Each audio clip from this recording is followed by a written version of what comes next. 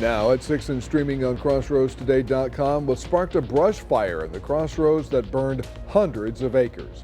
The Texas School Choice Initiative is picking up how local families can prepare to take advantage. And local organizations adjust hours to provide a place to warm up during the cold weather. We're going to need to warm up tomorrow morning. We're getting down to 32 degrees and clear skies. We'll be talking about that and the warming trend for New Year's Eve. All that coming up in a moment. And we had a top commitment from one-star Victoria East football player earlier today. Find out who that is later on in sport. You're watching 25 News now at 6. Good evening and thank you for joining us. I'm Don Brubaker. Shauna Curry assignment. A large brush fire in Refugio County is now 85% contained with the help of multiple nearby agencies. The Backgate fire broke out this morning between Refugio and Ostwell near the Aransas Wildlife Refuge. Dry vegetation, low humidity, and gusty winds helped it spread quickly, reaching about 300 acres at its peak. Firefighters were able to get it under control and no homes or the wildlife refuge were threatened.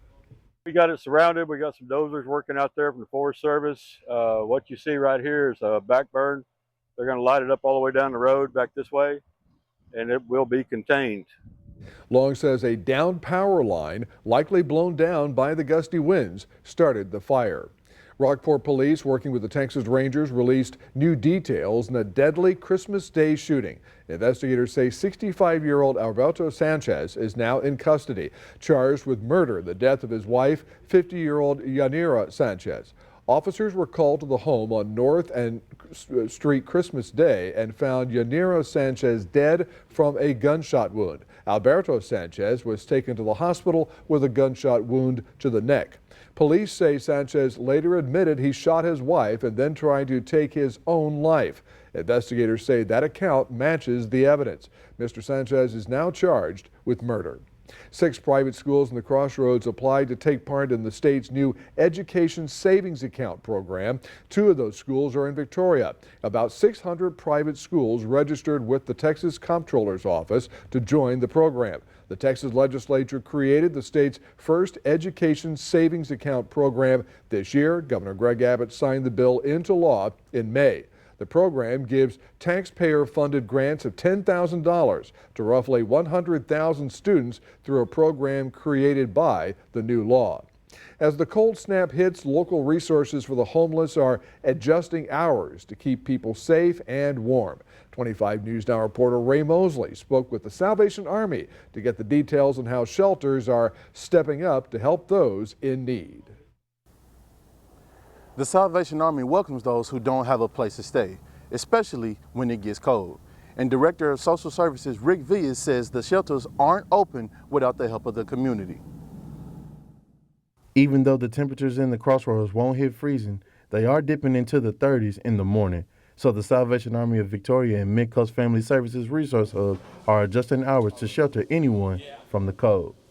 Each of us that work here at the Salvation Army, this is a ministry for us, and we work with the public, the most vulnerable, the population, and for them, you know, this is just a small gift. And just as we finished last week celebrating the birth of Christ, you know, we know that with this gift, we're able to go ahead and provide that to the children of Jesus Christ. Villa says the community has supported the organization by donating blankets and comforters. It's very important for us to succeed and to go ahead and help the community, but we need the help of the community as well. For anyone needing shelter, the Life Enrichment Center and the Midcoast Resource Hub open at 7 Wednesday morning, and doors will stay open throughout the day. Villa says the sole purpose of the Salvation Army is to serve the community in any way possible. Reporting from the Salvation Army, Ray Mosley, KAVU TV, 25 News Now. Now here's the man who knows how cold it will get tonight. That is Mac Pettis. Show us those numbers, Mac. Well, as a matter of fact, you know, this morning we were at 42. Tomorrow morning we're looking at 32. That's an even freezing. And so, yeah, we need to consider, you know, anybody who's outdoors. First of all, it's only going to be down there for maybe 2 hours. And then the sunshine will come up and it'll warm everything up. But as you're heading out the door early, just bundle up because you're going to need it. Now, you'll layer off and you'll take your jacket off because we're looking at a high temperature of about 68 degrees. Out here on the west coast is the next big storm that we're going to be tracking. It is going to be a big weather maker for the western states, and it'll affect us eventually. We'll have all that coming up for you in just a moment. Don, back to you. Mac, thank you. And if you're planning to ring in the new year with fireworks, Victoria County has a safe place for you to do it. Patriot Park will open to the public on New Year's Eve from 5 p.m. to midnight. County officials say safety will be a top priority. The fire marshal's office will have vehicles and volunteer fire teams on scene. The county will also provide bags to dispose of used fireworks. Patriot Park is located at 2700 Fordyce Park in Victoria County. The city of Victoria will also blast into the new year with a free fireworks show at Riverside Park. Entertainment and family fun starts at 6 p.m. with fireworks starting at 9. Everyone is welcome to park in several areas of the park. Parking in the grass is not allowed except in designated overflow parking areas. The stands at Riverside Stadium will also be open for seating. New data from the CDC shows the number of flu cases is rising across the country. The CDC says there have been roughly 7.5 million cases of the flu this season. There have been 81,000 hospitalizations and 3,100 deaths related to the flu. Experts predict those figures will likely rise significantly in the next few weeks. The CDC recommends that everyone over the age of 6 months get an annual flu vaccine. The Texas A&M Board of Regents approved another 2-year freeze on tuition and academic fees through 2027. The freeze applies to Texas resident undergraduate students at every Texas A&M System University. Of course, that includes Texas A&M Victoria. The tuition at Texas A&M has not risen since 2021 and will remain the same for this and the next school years. A&M officials say the move saves families money and gives students certainty as they plan for college. If you see news happening, call our newsroom at 361-576-0026 or send us an email at staff@crossroadstoday.com. A Galveston man met the women he helped save from a deadly plane crash on December 22nd. Nick Notaro reports on this amazing reunion. Hey, can you ask her how many people are still in there? After hearing a plane crash in Galveston's Bay, Harry, also known as Sky Decker, never thought this would be the outcome. I intend to maybe go visit them in Mexico. I don't know. I hope to stay in touch with them, and I, just wish them to have a full recovery. Days after Decker jumped in a boat and navigated thick fog, he got to meet the women he helped save at the hospital. A week ago, the Mexican Navy says the women were part of a plane crash involving their crew. While the photos show smiles, Decker says there were prayers and tears, especially for the survivor who lost her young child. She was very traumatized, very traumatized. The other girl seemed to be doing much better, and she's in much better shape physically as well. An organization from Mexico says the plane was on a mission to bring a child to get burn treatment. Shriners Children's in Galveston says the family was heading there. Over the weekend, the organization from Mexico says both survivors are stable. They say the injured nurse is Miriam. They identified the other survivor as Julia. The Mexican Navy says 4 of its members died, as well as a doctor and child. The NTSB is investigating the crash today. We asked the agency if there was an update. A spokesperson told us there was nothing new. However, they say the preliminary report should be released at some point next month. They say they're going to investigate the plane, pilot, and weather conditions from that day, which at the time, the National Weather Service says the visibility from fog was less than 1/4 of a mile. I just immediately attributed it to the fog, but maybe there's more to the story because from what I understand, they lost communication with the plane for about 10 minutes prior to the crash. That seems very strange. It was the Mexican president who says they're investigating the loss in communication. As for the survivors, Decker says they couldn't tell him much. She said she didn't remember the crash at all. She said she just remembers coming to, and luckily she was kind of draped over I guess you'd call it a gurney or a stretcher. And so her head was out of the water. A position that allowed Decker to get her and pull her to safety. Now he's able to see her once again in an outcome he never thought was coming after he pulled up to the debris. On the subject of survivors, the Rising Together float for the 2026 Rose Parade will honor wildfire survivors from the 2025 Eaton and Palisades fires. Survivors from Altadena, Pasadena, Pacific Palisades, and Malibu took part in decorating the float, which symbolizes resilience and unity. The float resembles a phoenix rising, representing renewal and collective strength, and includes elements in honoring the local environment and communities impacted by the fires. This float is designed as a healing and recovery project for those affected by the wildfires. Remember to subscribe to our YouTube channel, Crossroads Today. Hit the like button and click the notification bell. Then you can see Crossroads Today on YouTube. And stay with us. Coming up on 25 News now at 6. The accused January 6th pipe bomber wants out of jail. The reason his lawyers give the court. Also ahead, one state makes history with its lowest traffic death count ever. A look at what's driving the change.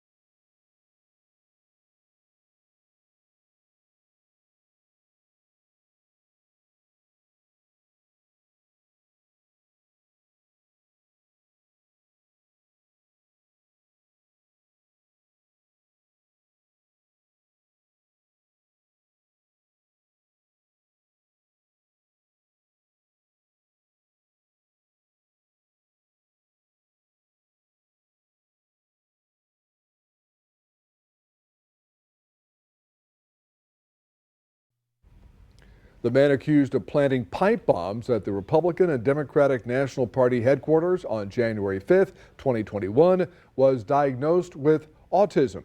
Brian Cole's attorney cited that diagnosis in a request for his conditional release from jail as his case proceeds. At a federal court filing this morning, Cole's attorney says he was diagnosed with autism spectrum disorder and obsessive compulsive disorder. Cole has been in custody since his December 4th arrest. Cole has not yet entered a plea. A judge blocked the release of the autopsy reports for director Rob Reiner and his wife, Michelle Singer Reiner, after the Los Angeles Police Department sought to seal the records.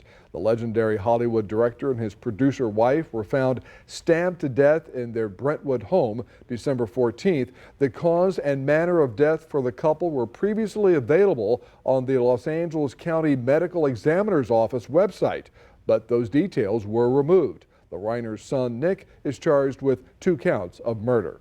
To get more news, weather, and sports, come to our website, crossroadstoday.com. Iowa is expected to hit a major milestone on the roads this year. State police say Iowa is set to see its lowest number of deaths from car crashes in a century this year. Abigail Curtin spoke with law enforcement and the Department of Transportation about what's changed this year in Iowa. 52,000. That's the approximate number of Iowans killed in car crashes over the last century. That comes out to an average of 525 Iowans each year, and it's a number the Iowa State Patrol has been continuously working to shrink. Their goal? Under 300 fatalities each year. That is a mark that has not been achieved in Iowa since they started actually keeping statistics since 1925. But this year, Iowa's on track to be under 300 for the first time in a century. This is a really big deal that we're going to be this low on fatalities. Larry Grant is the state safety planner for the Iowa DOT. He says as of Monday, Iowa's at its lowest number of fatalities ever recorded. If you look at 1970, going from over 900 fatalities down to we're going to be less than 300 this year, it's taken a while, but this is a really great step. He credits that drop-off with increased vehicle safety like airbags and seatbelts, improvements to Iowa's roadways and signage such as rumble strips or reflective paint, and an increase in driver awareness. And Sergeant Alex Dinkla with the Iowa State Patrol says enforcement will hopefully keep that number low as we head into the new year, specifically Iowa's hands-free legislation that went into effect in July. Since then, we have seen a huge reduction in fatalities. But both Dinkla and Grant agree there's still room for improvement, whether it be writing tickets or upgrading interchanges. Our job is not done because we need to continue saving lives here in Iowa. To cut down on distracted driving, starting January 1st, Iowa will start fining drivers who hurt someone while talking or texting on the phone. Well, we're not having kind of winter, but here's winter. Yeah, winter returned to South Bend, Indiana, bringing lake effect snow and cold temperatures. Those factors created hazardous driving conditions during morning and afternoon commutes. Drivers faced slipping and sliding on slick roads, with several car crashes reported. Rain from the previous night created icy spots on roads that were then covered with snow, making it difficult for drivers to see true road conditions. Officials recommend drivers turn off their cruise control and increase stopping distance. And Mac, they're worried about that black ice there. That is really slippery. Yeah, as we've talked about, I mean, you can drive on fresh snow. You can, but it's when it refreezes after a sunny day, then that's a problem. So ice is the problem. We, of course, right now are looking at a temperature of about, let's see, what's our temperature? 49 degrees, okay? We got up into the upper 50s today, got up to 58 degrees right at about 2 o'clock, and our morning low was 42. Problem is tomorrow morning, we're going to get down to 32. That's even freezing. So we'll be talking about a cold morning and then the warming trend for the weekend. All that coming up in just a moment.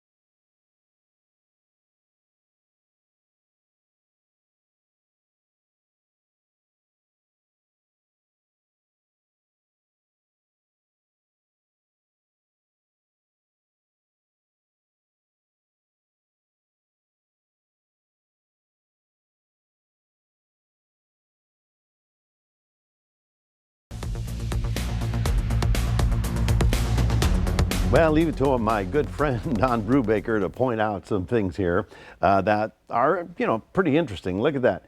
A year ago today, 2024, we were at 87. Okay, so the 58 is actually a little bit below even our average high of about 65 degrees.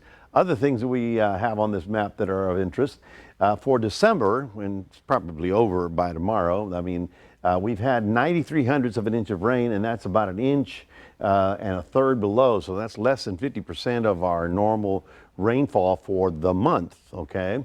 And then here's the annual total for the entire year. We've had 39 inches of rain.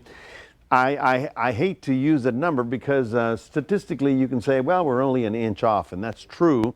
But what is important is, when did we get it all? Did we get it all 1 inch every month, or did we get a big flood? Did we have a hurricane? Of course we didn't. So, sometimes we get rain when we don't need it. Sometimes we get all of it all at one time. Well, tonight with clear skies and dry air, we're dropping down to 32 tomorrow morning and even freezing there. So for a couple of hours, if you still have any flowers on the patio, it's best to cover them up, because this is going to be about 2 hours of below freezing. But high pressure is going to be over us for the next couple of days, and that's going to give us actually a warming trend after tomorrow's cold morning. We're looking for temperatures to start getting up to about the 80s as high pressure's on top of us. Now, the next big thing is right about here. It's a storm off the west coast of the United States. It's going to be coming onshore tomorrow. Yikes, that's bad news for the Rose Parade in California, because on New Year's Day, they're probably going to be getting some rain. And I'm talking, substantial rain. So it's rare that we get to see the Pasadena Parade with rain on it, but this could be that year. That is going to be a big weather maker for the entire West Coast. Now, temperatures for us right about now, we're in the 40s, and most of the state of Texas is pretty much in the 40s and 50s, as we had a very nice day over the entire state. Lots of sunshine that came through, but watch these temperatures over the next couple of days. 67 tomorrow after that cold morning, and then 75 New Year's Day, and then 83, and then a little frontal system comes in over the weekend that'll bring the temperatures back down to at least 70s. And now, while we don't have a freeze warning for the county, we do expect us to get down to 32 for a couple less than 2 hours. And here we have the freeze warning for Karnes County, all the way out to Floresville and Campbellton, and all the way out to Pearsall. They're going to be below freezing tonight for a little bit longer. That's why I have that freeze warning out there for them as well. So high pressure is going to be over the entire southwest or the southern states for the next 2 days. That's why we expect the warming trend. But watch that. That is the big weather maker on the west coast, big rain and snow. Now, I wish I could tell you it's a really cold, but this is going to be a high-level snow. And then we're going to watch as that system finally slowly gets into the central part of the country. That's our next weather maker early next week. So we are looking for a cold morning in Port Lavaca, then getting up to 65. So, layer the clothing. And then 32 in Cuero and getting up to 68. So you're going to have sun in the afternoon. So tomorrow night at 9 o'clock, we'll probably be in the mid 60s. That's important. That's when the fireworks are going to be off at Riverside Park. New Year's Day, 75. Very nice for Saturday, but a little frontal system on Saturday. And then we'll see if the remnants of that West Coast storm actually give us a little cloud cover and rain early next week. That's your 7-day forecast, reminding everybody we do have this QR code. If you scan that with your phone, you can put Crossroads Today on your cell phone. And we'll toss it back to Don. Thank you, Mac. And Sports Director Max Williams is here with a news flash on the Flash. That's right, Don. Former Furio star athlete and Ernest "The Flash" Campbell, like you said there, Don, a minute ago, made some big news earlier today. Find out what happened next in sports.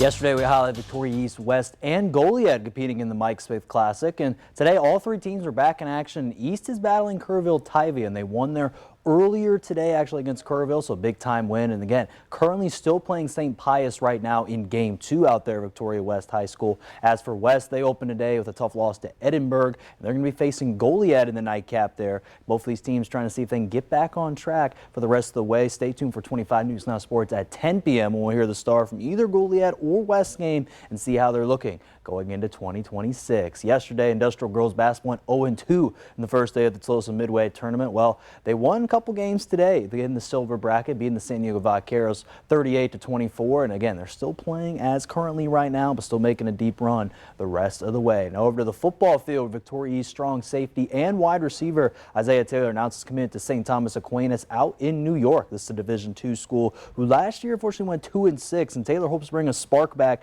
to the squad as he had 25 solo tackles and 10 of them assisted. He looks to add that for this squad. And next week, I'm going to have a word with Taylor about his commitment and his next steps. So stay tuned on 25 News Now Sports. Now over to Refugio Bobcats football and track standout Ernest Campbell announced that he could be headed to a Power 5 team fairly soon. And former Sacramento State Hornets wide receiver is in the transfer portal right now and looks to follow his head coach in Brandon Marion, who is now going over to Colorado. During his redshirt freshman year, Campbell led the Hornets with 755 receiving yards and 8 touchdowns, earning him FCS Central Freshman All-American honors. And if he goes to Colorado, he's going to look to retool a very explosive offense that's, again, under Deion Sanders, trying to see if they can get back what they had with Shador and Travis Hunter, who are doing great things right now out in the NFL. Over to Victoria West girls soccer. They opened up at home versus the El Campo Lady Birds Memorial Stadium. They get a big-time victory 8-1. They're going to be back in the Smithson Valley tournament from January 2nd through 3rd,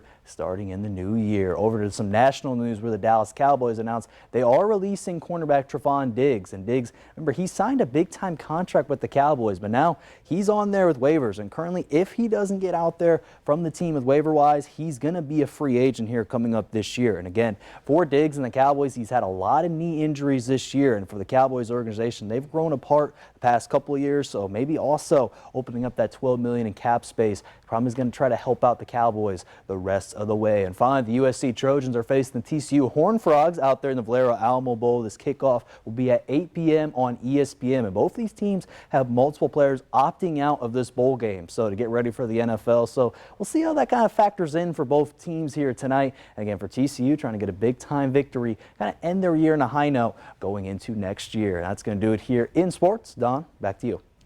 Max, thank you. We're back in a moment. A Christmas surprise for one of the NBA's 75 greatest players. I hear he's also in a few commercials.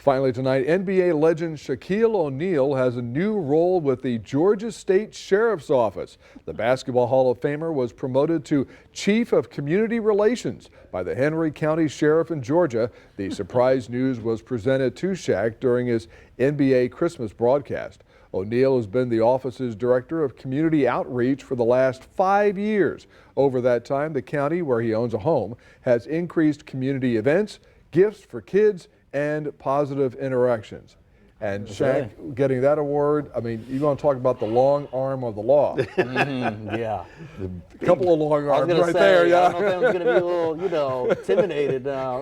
I saw on his award it said Dr. Yes, he does have a degree. I didn't know that. Yeah. Wow.